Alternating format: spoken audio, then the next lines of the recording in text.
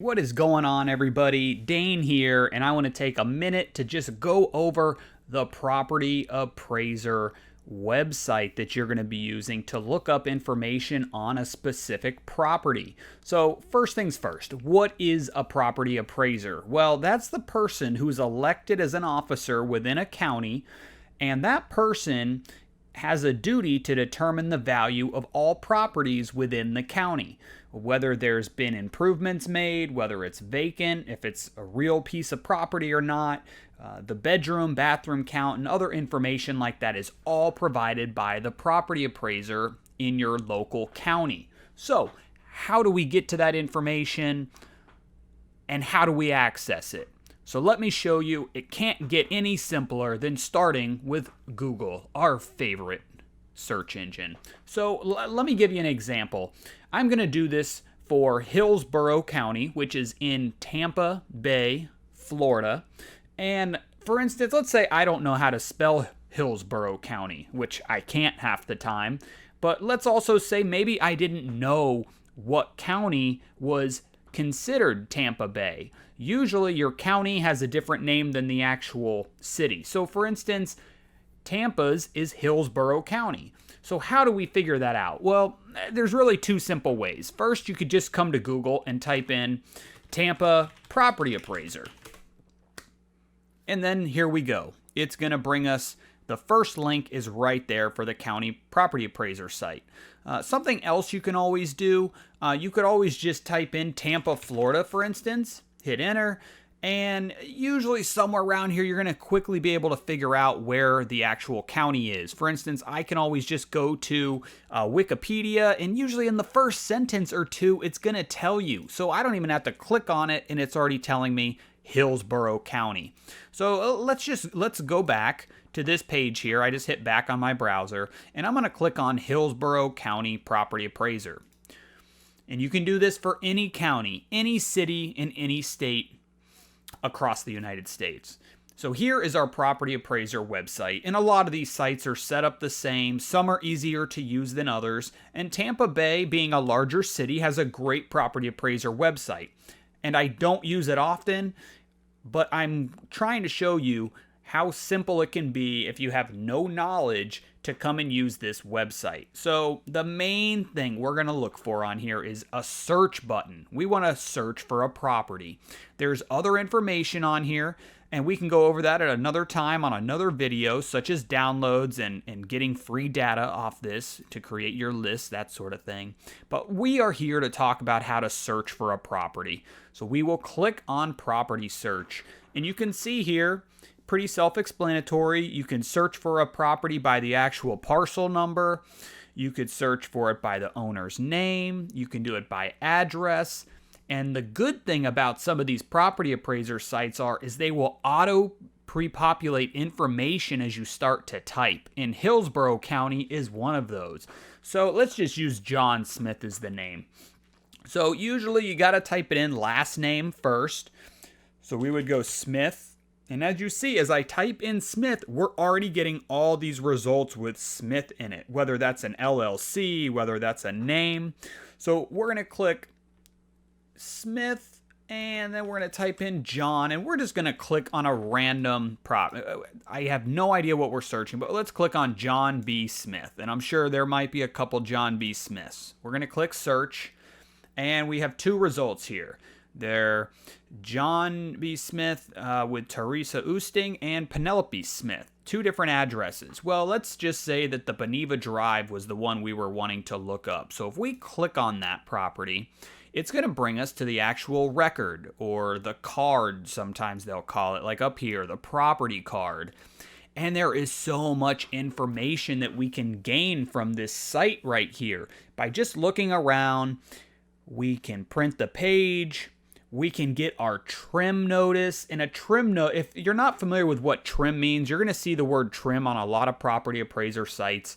A trim notice is what talks about proposed property taxes. And it's really neat that Hillsborough County actually gives you this. But this might look familiar to some of you if you own a piece of property. You'll get sent this And it's not a bill. This is not a bill, but you will get sent this document once a year if you own property. Usually mid to late August is when you're going to receive this.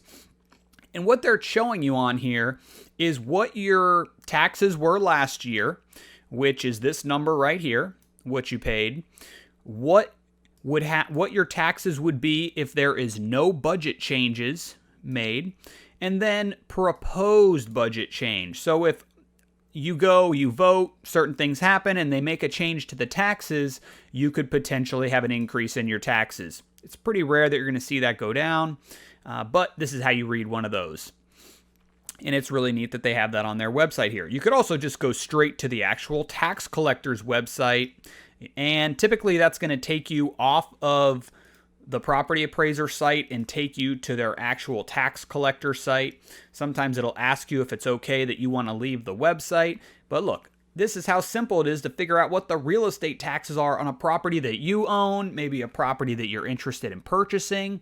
And then one quick little side tip, side note, if you're buying a property from a investor, somebody that does not homestead or occupy the property, you're going to see higher taxes than a property that is homestead. So that's something to take into consideration when you're analyzing all your costs and annual expenses on a property. So we're back here. We're back at our property card for this property here, located on Beneva Drive. And some important things that you're going to want to look at on this site, or things that I feel are important, or items that you're typically going to be looking at when you come to a property appraiser site. And those items are, well, who the owner is. I always want to know who the owner of the property is I'm researching or looking at. I want to know what their mailing address is, and that's because I market to people that own property. So I need to know where I'm going to send my mail. Or what's important to me is to know, do they even live in the property? If they don't live in the property, that's considered an absentee owner. And to me, that's always somebody that has a higher likelihood of wanting or needing to sell their property because this is not their primary home. Other things that are important on here, you actually have the account or folio number that can be helpful for referencing a property, and other lots of good information. Property use, is it a single family home? Is it a multifamily? Is it a duplex? That sort of thing is going to show up under property use. So if somebody had sent me this property and said, Dane, I've got a duplex that I want to sell you, and I pull up the property appraiser site and I see the first thing that it's telling me is that it's a single family, well, now I know I've got some other questions to ask. Next thing on here, well, you can see this one provides a map. We will go into this here in a second. I'll show you some of those. Taxing districts, so you can see what the assessed value is, the taxable value. Those can be quick, good reference points if you're trying to figure out an area and you're looking to purchase a property and you have no idea what to offer on a property. If somebody comes to you and tells you right out of the gate that they want, $50,000 for their property, and you see the tax value is 70, well, most likely you got a deal. If they're telling me they need $250,000 and I see the market value is set at 175, well, I think a little extra research might need to be done here. Let's see, what else is important on here? And I'm going to say that there's, for instance, permitting. Permitting to me is an item that's important to know. Does a house have any prior permits, anything recent? Hillsborough, unless I'm misreading it, does not make that something that they put on here. Some property appraisers will show us permits, but that's not on here, so we will skip over that. That could be for another video on how to search for permits within Hillsborough County, because everything is searchable with properties these days. But sales history, this is a big one for me. When did the property last sell? How much did it sell for?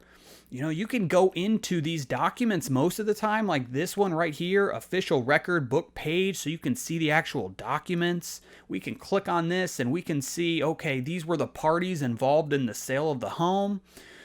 We can get in there. It's crazy. You can see the notary stamp sometimes on these documents. That's how detailed and public this information is. So let's go down here. Let's learn about our Beneva property here and what type of house this is. Well, we can see it's a block home.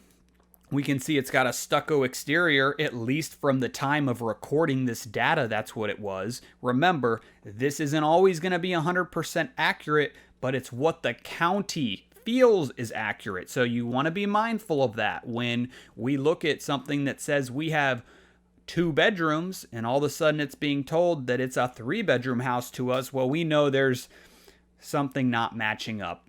But over here on the right, this is considered the sketch of the building. And when you click on a sketch, sometimes you'll get like right in the middle, it'll tell you what the exact square footage is.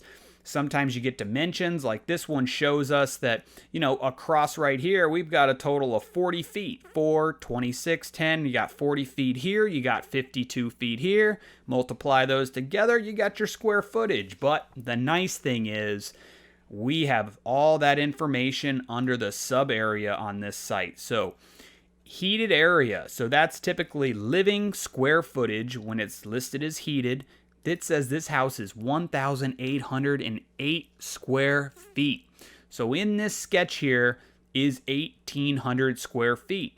And the breakdown right here is showing where that's all coming from. And it looks like that's all actual interior within the walls, BAS square footage. It's not coming from an enclosed porch or anything like that. Well, how do I know that? Well, it's understanding what these 3-letter acronyms stand for.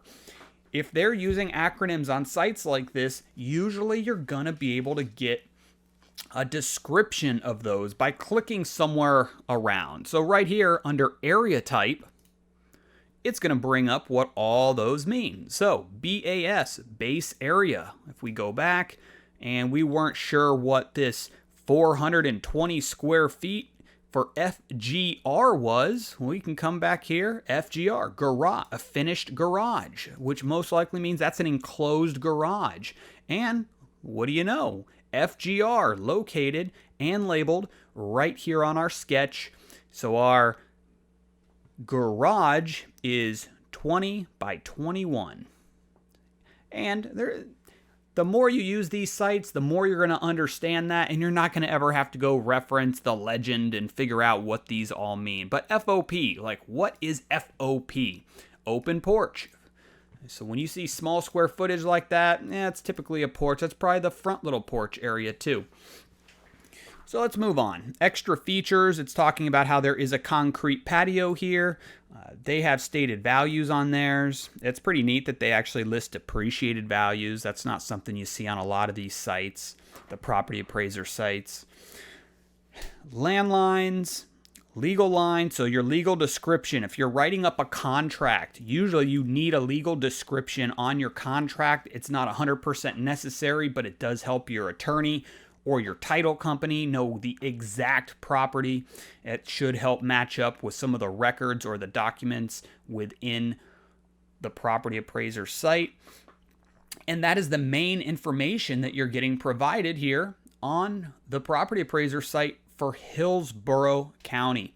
One thing I did skip over, I talked about the sketch, but let me go back real quick here. We were talking about the details of the building, how it's block, how it's got stucco. Well, other information down here that's important, of course, is going to be your bedroom and bathroom count. That's always one of the primary pieces of information that I want to pull off of a site here. When I come to the property appraiser site, what I'm looking for is the name, the mailing address, when the property last sold, the bedroom, bathroom count, the square footage. I love having a sketch of the property, especially if I've never been there, or I just want a better idea of all the dimensions. And then permitting. Permitting is also important to me. And again, that's not one that I'm aware of being accessible directly from the appraiser site right here. If it is, leave me a comment. Let me know that. But I want to show you guys one other neat thing. A lot of times you can get access to aerial maps. And when we talk aerial maps, we're talking something a little bit better than Google Street View. We're talking about the actual county appraisers site. So let's click on this navigate aerial imagery. And this is where we're going to finish our video up here. As you notice, we're leaving the property appraiser site. And I believe that's loading it up. It might be loading it up here. Let's see here. We're going to click on that one more time. Okay, here we go. So it's loading up the map real quick for us right here. And this is really neat. I mean, look how detailed Hillsborough County's map is. You're not always going to get maps that are this bird's eye 3D detailed, but this one is great. You can actually just start clicking around here. You can rotate the map. You could take some screenshots here if you're putting a package portfolio together for somebody or a presentation and you're wanting to sell a property. Are you going to get any better pictures than these? Well, maybe if you got a drone. But check this out. You can go here. You can go back in time to look at what this neighborhood or that property looked like, whatever time period this was. So this goes back to '06. So that's pretty neat. Usually when you start clicking on things and making changes, it will slow down what's happening here. Let's see what else we got. So right here, this is generating a PDF of what the exact screen looks like, which you can just title this test, and it's going to create an actual PDF that you could save, again, add to a presentation of some sort, but that's a really neat feature. And there's a couple, what other, oh yeah, right here under layers. You can click on US parcels, you can get street names and places to show up right away.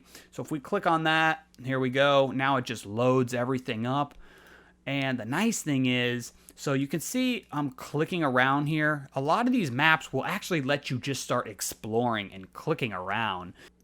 Okay, so we're gonna get out of this view and I'm gonna show you how we can click around. I forgot that on this version of their map, you can't click around from parcel to parcel. This is just strictly for that one.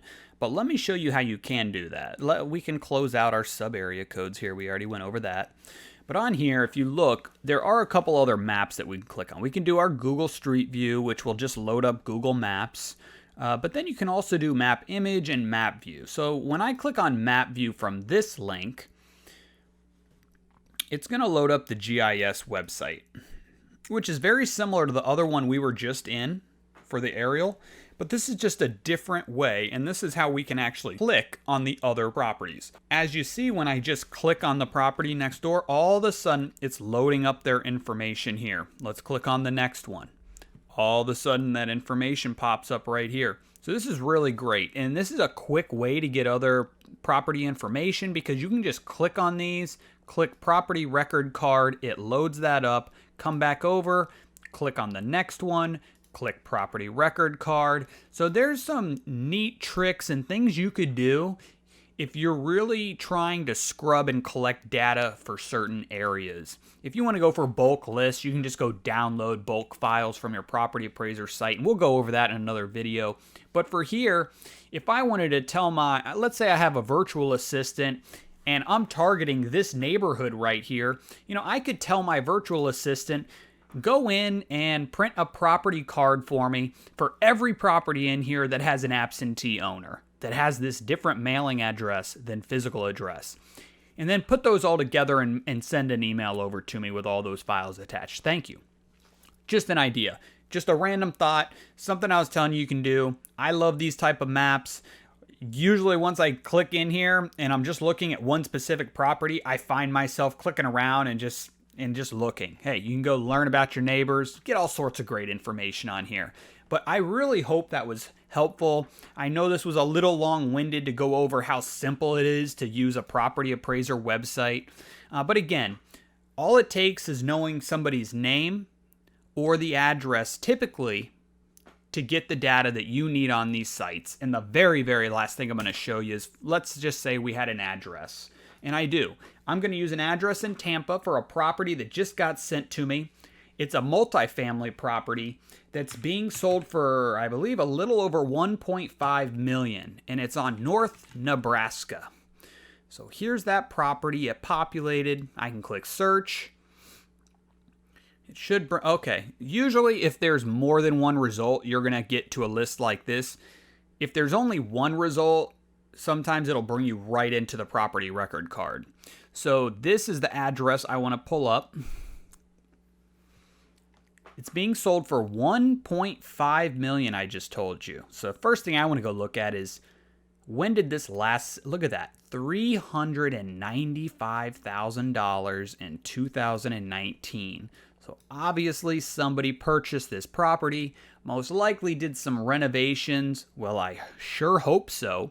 If in a year you're asking now for $1.5 million. But anyways, that was just an example of how we can pull up a property through the address as well. There's a lot of other ways you can search for the properties here, but if we just do the basic information, John Smith calls me up on the phone, says, "Hey, Dane, I want to sell my house. And you just sent me a piece of mail." Well, I don't know what house John's talking about, but while I'm talking with John and building some rapport, I could be on the Property Appraiser website, typing his name in, getting a list of properties, and just doing some back-end research that way. Or I see a property on the MLS, I see a property when I'm driving around, I need some details. Well, I'm going to tell you, Zillow is not the place to go. They're going to have some good information, but your Property Appraiser site is where you're going to get the best information. And yes, if it's not correct, it's not correct because something was done to the property and the property appraiser was not told about it. It's not a deal breaker for me, but it's something to note and something to think about when you're looking at properties. So search around, check out your local property appraiser site.